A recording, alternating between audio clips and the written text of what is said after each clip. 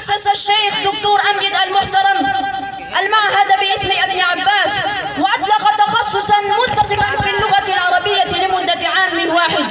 أجرى الشيخ مفتي أبو لبابة شاه منصور مع الشيخ موسى العراقي دورات في اللغة العربية في جميع أنحاء البلاد، وأقنعوا المدارس بتعليم اللغة العربية منذ البداية.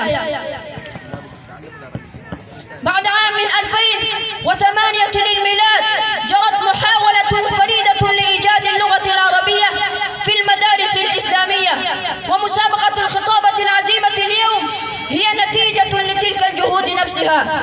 وأخيرا ألتمس من جميع الناس أن يتعلموا العربية ويعلموها الناس ويعلموا أبناءهم ونساءهم، وأن يتحدثوا مع أولادهم باللغة العربية فخرا واعتزازا بها. وآخر دعوانا أن الحمد لله رب العالمين.